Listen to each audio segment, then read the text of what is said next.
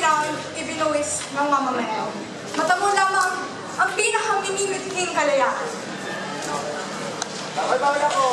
Dugo, pawis, luha. Buhay inalay sa mahal na bayan na marapat at kinabukasan. Mga Pilipino, humingi ng reforma sa Espanya. Sa gero kontra Hapon, walang takot din sumugupa.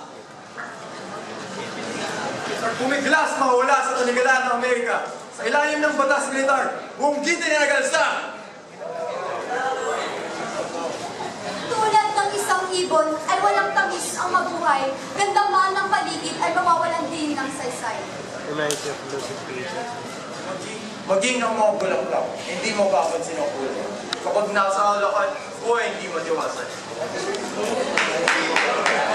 Oh, ano, parang ata doon sa THS. Din sa wakas, ang demokrasya sa bansa. Mamamayan ang pumili ng sabay mga mahala. Hindi ganito ay bantay na karapatan sa bansa.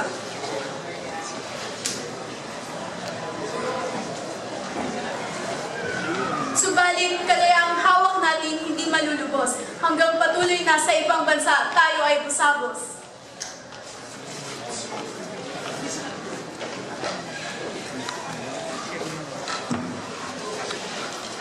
Hanggat sariling produkto sa paningin natin menos. Di masasabing tayo na nga'y totoong natupos.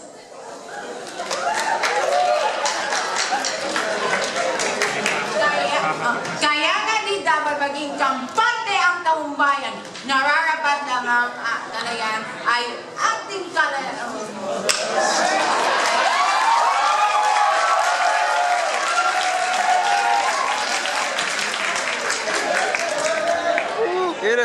Heavy! Nakatbig ka atin sa patunayan sa ugatang Pilipino ay nananay tayo sa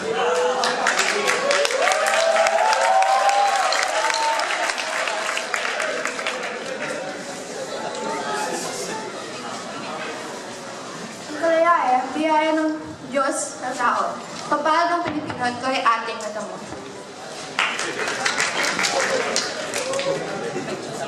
Hindi kayang tumasan ng anumang salami o ginto, naging kapangyarihan at kayamanang dulot ng mundo.